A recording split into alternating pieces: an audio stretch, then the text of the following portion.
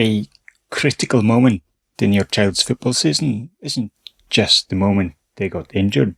It's also the moment you or someone else decide to send them back onto the pitch. Send them back too early, and you risk a season-ending injury. Wait too long, and they miss out on valuable practice time and might lose confidence and motivation. Today, I'll give you the testing framework I use to know as much as one possibly can if they're ready to return to practice or not, with practical examples for some of the tests that can be used. First, I'll show you how to assess the readiness for injuries keeping them out of practice for more than 2 weeks. Then I'll cover what to do with injuries that keep your kid out for less than 2 weeks. Now, we have to separate being ready to return to practice and being ready to perform. They're not mutually exclusive terms, but don't expect your kid to be at the top of their game immediately after they return from a longer term injury. Most coaches intuitively know this, but it's good to keep in mind just in case. The longer the injury layoff, the higher the need for professional rehab guidance. A lot of the things that I will leave unsaid are considered by the healthcare professional during injury rehab. Just be mindful of the fact that before even getting to the point where you can consider whether your kid is ready to play again or not, a lot of effort has gone into coming this far. And please remember that pain is not a good indicator of injury status. It stops being useful surprisingly quickly after an acute injury, and with overuse injuries, the picture is even muddier. So, how do we proceed then? Well, there is one universal rule you can use. Don't assume. Test. If your kid has been out for longer than 2 weeks, hopefully they've had someone qualified like a physio help them with their rehab. That same person should have knowledge of the demands of the game and thus be able to either use an existing test or alternatively come up with a test that stresses the injury and gives an answer into whether your kid is good to go or not. What tests are appropriate in each situation varies. It really does depend on the type of injury, how long they've been out for, whether they've had that specific injury or other injuries in the past, your kid's own feeling of readiness and the level of play and therefore the demands your kid will face, among other things. The list of considerations is long. There isn't a one-size-fits-all approach, and each case needs to be considered on its own. The principles remain the same though.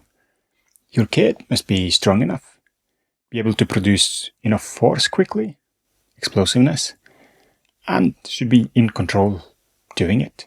Like I mentioned, pain is a bit tricky, and that assessment should be taken by a professional. These tests are supposed to be quite simple, meaning no complicated instructions to follow. And it's still very possible to be tricked by players who are being tested. The body is amazing at finding solutions for overcoming movement problems, and sometimes that means cheating on a test like this.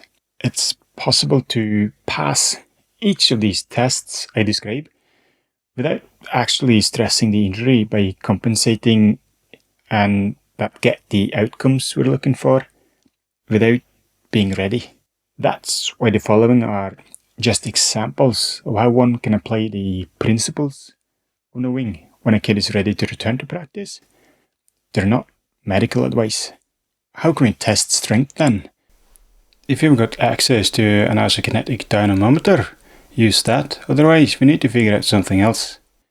One way is to use strength training equipment that isolates whichever muscle we want to test and compare both the maximum strength and the ability to perform as many repetitions as possible. We then compare one leg to the other. Testing the front of the thigh can be done in a leg extension machine, for instance. Force production is often tested with single leg hop tests, usually with multiple tests going forwards, sideways, backways, up and down. Depending on the test, we compare either distance or time for each leg. Both the strength testing and the force production testing uses a 10% rule to determine a pass or a fail. All tests on the injured side should be within 10% of the non-injured side.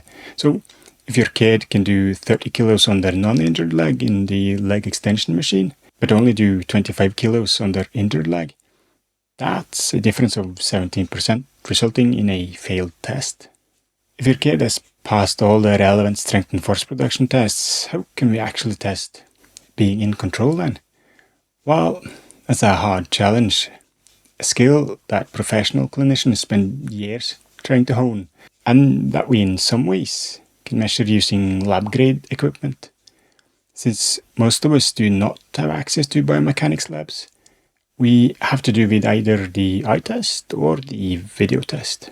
I much prefer the video test where I can film with a high frame rate and go back and watch in slow motion. What I do in practice is that I film all the force production tests and do an assessment of the movement based on the video. One of the things I look for is side-to-side differences in how they move. And this isn't going to be completely accurate or fail-safe. It's ultimately a judgment call that can fail. But it's another barrier that your kid must pass, and that can contribute to making them feel confident and ready to return. And that, your kid feeling ready to return or not, is actually the last critical factor in the decision-making process of whether they are cleared to return to practice or not. If they don't feel ready, it changes how they move, how they play, and it vastly lowers the enjoyment of playing, meaning they are much more likely to quit football altogether than if they feel ready to return. That was the framework for assessing whether your kid is ready to return after an injury layoff of more than 2 weeks. What about injuries keeping your kid out for less than 2 weeks then? The general principle here is that your kid is very likely to be ready to go straight back into practice and to perform almost immediately.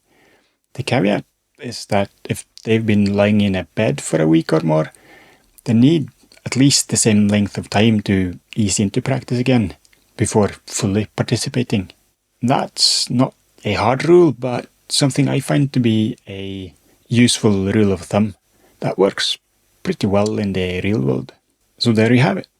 Don't assume. Test. Reach out to your nearest professional healthcare provider to get qualified help with rehab for bigger injuries. If you want to see how you can potentially limit those injuries, take a look at this video here. Thanks for watching. See you next time.